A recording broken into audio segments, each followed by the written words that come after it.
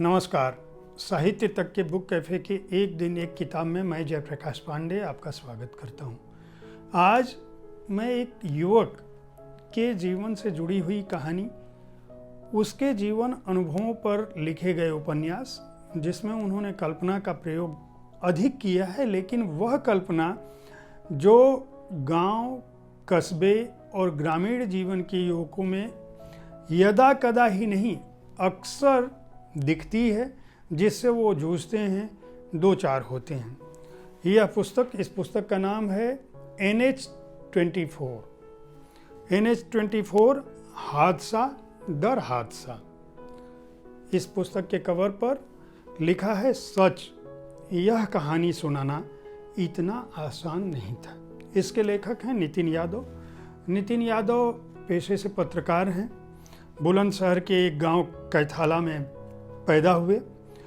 12वीं तक की पढ़ाई गांव के आसपास कस्बों में पूरी की। उसके बाद मेरठ कॉलेज में चले आए। वहां उन्होंने रक्षा अध्ययन में परास्नातक की डिग्री ली और देश भर के कई सारे मीडिया संस्थानों में उन्होंने पत्रकारिता का ककहरा सीखा, ऐसा उन्होंने लिखा है।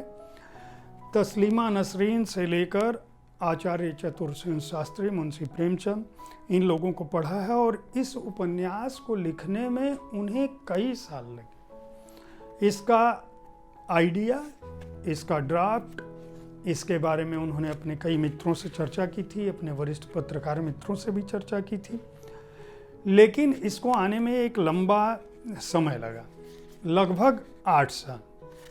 और 8 साल के दौरान उन्होंने जिन लोगों से भी इसके कथानक के बारे में बात किया, जिन लोगों से भी अपनी कहानी उजागर की कि मैं इस किताब को लिख रहा हूँ, सबने उनको प्रोत्साहित किया कि जरूर लिखिए। यह उपन्यास एक ऐसे बच्चे के जीवन की कथा है जो NH24 पर एक हादसे का शिकार हो जाता है। हादसे का शिकार होने के बाद वो आपात स्थिति में उसको हॉस्पिटल में भर्ती कराया जाता और वहाँ से वह अपने अतीत में जाता है, यानी अपने पिछले दिनों को याद करता है कि उसके जीवन में जब वह बचपन में था तो क्या घटा, बड़ा हुआ तो क्या घटा, किस तरह से उसके जीवन में प्यार आया। और इन यादों को जब वह संजो रहा होता है तो उसे ये आभास होता है कि वह तो दरअसल जिंदा ही नहीं है।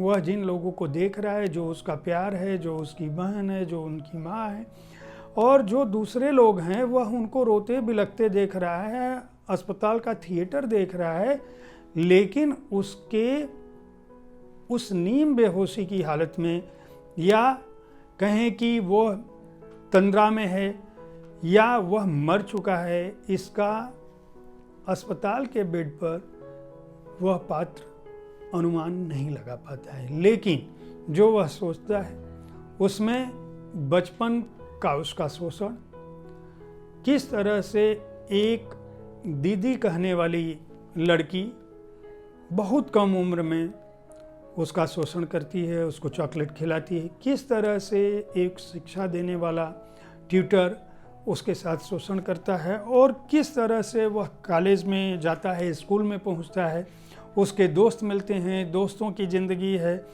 किस तरह से मस्ती होती है, मस्ती के बाद किस तरह से पहली बार यह आभास होता है कि नहीं, हम कुंवारे नहीं रहे, हमारे जीवन में जो है प्रेम आया, और प्रेम ही नहीं, बदमाशियाँ किस तरह से आई। जो इस उपन्यास का शीर्षक है उसमें चॉकलेट, यानी पहली बार जब चॉकलेट खिला के उसे दीदी कहने वाली लड़की ने, यारी दोस्ती प्यार वार, सॉरी आंटी, हम कुंवारे नहीं रहे, असली प्यार, एक वादा, कभी शक्ल मत दिखाना, बिन फेरे टूटी शादी, खाली पेट की मोहब्बत, अब नई योजना, मम्मी प्लीज़ मत जाने दो। और उसके बाद कहानी के 5 वर्ष बाद हैं। इस उपन्यास का कथानक नितिन ने इतने अच्छे ढंग से बुना है, उसके लिए मैं केवल इसका एक छोटा सा आखिरी हिस्सा सुनाता हूँ। उन्होंने लिखा है कि इन सब कहानियों के बीच मेरा दुख जैसे कहीं पीछे छूट गया है। मुझे अब घर वालों का रोना कम और किसी अंकल की गोद में बैठी एक बच्ची के हाथ में चॉकलेट ज़्यादा याद आ रही है।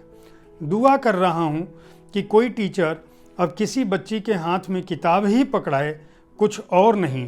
और हाँ, बेटी को लेकर माँ बाप जितना डरे रहते हैं उतनी फिक्र बेटे की भी करें। मोहल्ले की दीदी फिर खेल खेल में किसी बच्चे के साथ न खेले। कोई दोस्त ताकत बढ़ाने वाली गोली खाने की सलाह न दे। किसी कुंवारी लड़की को मोहब्बत की निशानी मिटानी न पड़े। स्कूल जाती लड़कियों का दुपट्टा खींचने की हिम्मत अब किसी की न हो। सनी जैसे दोस्त हों और किसी को इस उम्र में यूं अपनों से बिछड़ना न पड़े। जवान बेटे की लाश पर माँ को रोना ना पड़े और गांव के बेटों के सपने बिखर न जाएं। मार्चरी गेट के सामने है, आधा अंदर जा चुका हूँ। एक बार फिर सबके रोने की आवाज़ें तेज़ी से आई हैं। मैंने आंखें बंद कर ली हैं। दरवाज़ा बंद होने के साथ सब आवाज़ें भी बंद हो गई हैं, मेरी भी, घर वालों के रोने की भी। NH24 पर राहुल के जाने के साथ ही यह कहानी खत्म हो गई। उन्होंने सवाल पूछा है, क्या राहुल की ज़िंदगी में जो हुआ वह केवल एक बुरे सपने जैसा था? आजकल अक्सर सनी के दिमाग में ये सवाल कौधा करता है। जाते जाते राहुल उसका हाथ पकड़कर शायद यह कहना चाह रहा था कि उसकी कहानी गुमनाम नहीं रहनी चाहिए। समय के साथ मीडिया हाउस में काम करते हुए आए दिन सनी को इस तरह की खबरें पढ़ने को मिलती हैं। उसे महसूस होता है शायद राहुल उससे कह रहा हो कि उसका परिवार और समाज इन परिस्थितियों के लिए उसे ही जिम्मेदार ठहराएगा। दरअसल कहानी के पात्र का नाम मैंने नहीं बताया था। कहानी के पात्र का नाम है राहुल और यह उपन्यास युवा वर्ग को एक नई दिशा देती है, नए ढंग से सोचने का मौका देती है और समाज में जिस तरह से बच्चों का शोषण होता है या जिस तरह से युवा वर्ग को जिन हालातों से गुजरना पड़ता है कस्बे में, छोटे शहरों में या उन शहरों में जो हाईवेज के आसपास बने हैं और जहां सभ्यता हमारी परिष्कृत रूप में ना पहुंचकर सहज ढंग से पहुंचती है, लेकिन ज्ञान और बुद्धि, सभ्यता और संस्कार उस रूप में नहीं पहुंच पाता है। नितिन यादव की इस पुस्तक को खरीदकर आप उनका उत्साह बढ़ा सकते हैं। ऑथर प्राइड पब्लिशर ने इस पुस्तक को प्रकाशित किया है और 249 रुपये के इस उपन्यास की पृष्ठ संख्या है 200। उम्मीद है साहित्य तक का यह कार्यक्रम आपको पसंद आया होगा।